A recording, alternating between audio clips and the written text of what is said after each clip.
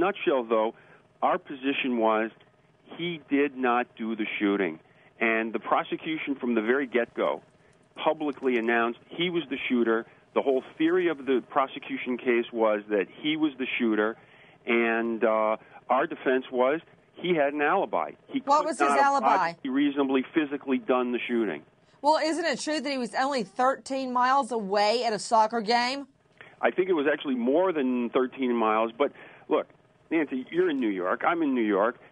1 mile could take you a half hour to go just in Manhattan alone. But in this particular case, he was a long distance away with Nanette Johnson, and he was on his way into work, which coincidentally was very close to the crime. Yes, that's all true. You said that your guy absolutely could not do the shooting because he was 13 miles away from the crime scene at the time at a soccer game. But isn't it true, police say that they've driven the route repeatedly, and every time they made it in time for the murder to have been committed by your client? And isn't it true that your client owned a Beretta 9mm, the same as the murder weapon? I'll answer the second question first. Yes, he did own a Beretta 9mm that was similar to the firearm used in the crime, but there's millions of those Berettas out there, number one. Well, where's his Beretta?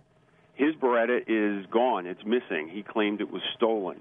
I thought he said he gave it to somebody or loaned it to somebody. No, he had another firearm, at least one other firearm that was also missing and stolen, which was not a Beretta. Did he file a police report when the Beretta was stolen? I don't believe he filed a police report, but I think he contacted the person that he purchased it from. Wait a minute. Angela McDonald, the defense attorney for Naposki, who's the boyfriend in this alleged love triangle. So wait, somebody steals his Beretta 9mm and another weapon, and he didn't file a police report?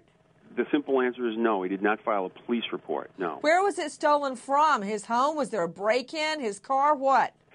My recollection is it was from his vehicle. He was in the security business, and he had people working for him, so the gun was available for workers, and it ended up missing. Okay, so wait. So somebody breaks in his car and steals two guns?